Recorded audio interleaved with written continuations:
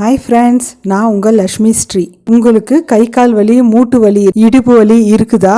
அப்போ மருந்து மாத்திரைக்கு பாய் பாய் சொல்லிடுங்க. எந்த சத்தும் மாவும் தேவையில்லை. எலும்பு வலுப்பட, உடம்பு புத்துணர்ச்சியா இருக்க வீட்டில் இருக்கிற பொருளை வச்சே நம்ம சிம்பிளா ஈஸியா செய்யலாம். வாங்கோ வீடியோக்குள்ள போகலாம். கேஸ் ஆன் பண்ணிவிட்டு கடாய் வச்சுக்கலாங்க. கடாய் நல்லா காஞ்சவனே 1 கப்பு நான் பச்சை பயிர் எடுத்துருக்கேங்க. அதையும் போட்டு நல்லா நம்ம வறுத்துக்கலாம். இதில் நம்மளுக்கு நிறைய ஹெல்த் பெனிஃபிட் நிறைய இருக்குதுங்க. இதில் உடலுக்கு மிக நல்ல புரதமும் நார்ச்சத்து வைட்டமின்கள் இருக்கிறது. அதனால் கெட்ட கொழுப்பை கரைக்க உதவுகிறது. எடையை கட்டுக்குள் வைக்கிறது. அது கூடயே இதில் இரும்பு சத்து மற்றும் கால்சியம் நிறைய இருக்கிறது. நல்லா வறுபட்டுச்சுங்க. நல்லா நம்மளுக்கு மனம் வரும். அப்போ தான் நல்லா வறுபட்டுச்சுன்னு அர்த்தம். இப்போது இதை ஒரு தட்டில் எடுத்து நம்ம போட்டுக்கலாங்க. இது நல்லா ஆறட்டுங்க. அதே கடாயில் 1 கப்பு கருப்பு உளுத்தம்பருப்பு நான் போட்டுக்கிறேங்க. அதையும் நம்ம நல்லா வறுத்துக்கலாம். இதில் புரதச்சத்து, இரும்பு சத்து, கால்சியம் மற்றும் நார்ச்சத்து நிறைய இருக்கிறதுனால எலும்புகளை வலுப்படுத்துகிறது. நரம்புகளுக்கும் மற்றும் இடுப்பு வலிக்கும் சிறந்த மருந்து ஆகும். இதையும் பாருங்கள், நான் நல்லா வறுத்து எடுத்துக்கினேன். இப்போ உங்களுக்கு கருப்பு உளுத்தம்பருப்பு வறுக்கிறது தெரியலனா கொஞ்சமாக அதில் வெள்ளை உளுத்தம்பருப்பு போட்டுக்கோங்க. அப்போ உங்களுக்கு வறுபட்டது தெரியும். நான் அப்படியே போட்டிருக்கேன். நல்ல மனம் வருது. இப்போ நான் எடுத்துடுறேன். அந்த கடாயிலே கடலை 1 கப்பு போட்டுக்கலாங்க. நம்ம கடலையும் நம்ம ஓரளவுக்கு வறுபட்டால் போதுங்க. நிறைய வறுக்கணும்னு அவசியம் இல்லை. சட்னி கடலை இதில் பெண்களுக்கு ஹார்மோன் அளவை சீராக வைக்க உதவுகிறது. இதில் கால்சியம் மற்றும் மினரல் இருக்கிறதுனால எலும்புகளை பற்களையும் பலப்படுத்துகிறது. பாருங்கள், இந்த அளவுக்கு வறுபட்டால் போதுங்க. இப்போ எதையும் எடுத்து ஒரு தனியாக தட்டில் போட்டு ஆற வச்சுக்கலாங்க. எந்த கப்பால் நம்ம எல்லா பொருளும் அளந்தோமோ அதே கப்பால் கலக்காய் கொட்டையும் 1 கப்பு போட்டுக்கலாங்க. கேஸை ஸ்லோவாக வச்சுட்டு இதையும் நம்ம நல்லா வறுத்து எடுத்துக்கலாங்க. இதில் இறைச்சி மற்றும் முட்டையில் இருக்கிறதை விட அதிகமான புரதம் இருக்கிறது.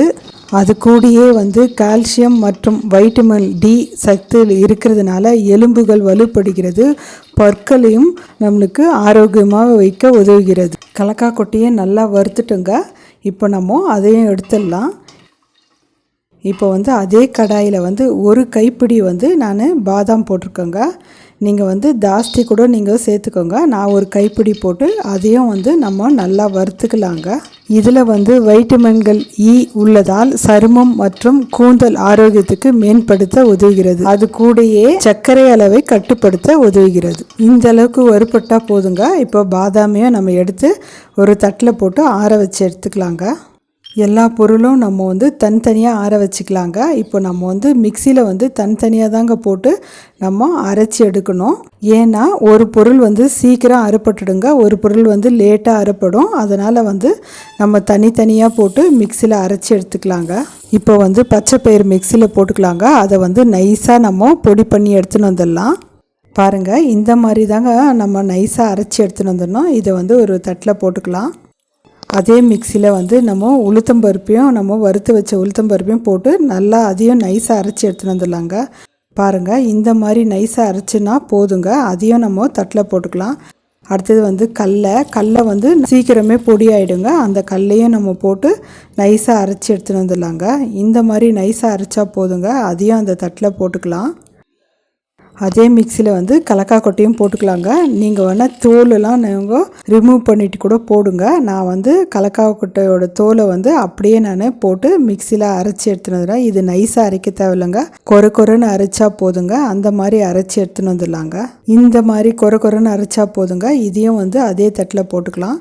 இப்போ நம்ம வறுத்து வச்ச பாதாமியும் போட்டு நம்ம நைஸாக அரைக்க தேவையில்ல, அதுவும் கொரன்னு அரைச்சி எடுத்துன்னு வந்துடலாம். பாருங்கள், பாதாமியும் அரைச்சி எடுத்துன்னு வந்துட்டேன். இப்போ அதையும் அந்த தட்டில் போட்டுக்கலாம். இது ஒரு பக்கம் இருக்கட்டுங்க. நம்ம எல்லா பொருளும் ஒரே கப்பால் அளந்தோம் பாருங்கள். அந்த கப்பில் நம்ம வெல்லம் எடுத்துக்கலாங்க. நான் 1.25 கப்பு எடுத்துருக்கேங்க. உங்களுக்கு ஸ்வீட் ரொம்ப பிடிக்குன்னா 1.5 கப்பு கூட எடுத்துக்கோங்க. அந்த 1.25 கப்பு அளவே நான் தண்ணி ஊற்றிக்கிறேங்க. தண்ணி ஊற்றி நம்மளுக்கு ஜஸ்ட்டு கரைஞ்சா போதுங்க. ரொம்ப நம்ம பாகுபதெல்லாம் வர தேவையில்லை. இப்போ பாருங்கள், நல்லா கொதிக்குது. இப்போ இதையும் எடுத்து வச்சிடலாம் ஒரு பக்கம். கேஸ் ஆன் பண்ணிவிட்டு கடாய் வச்சுக்கலாங்க.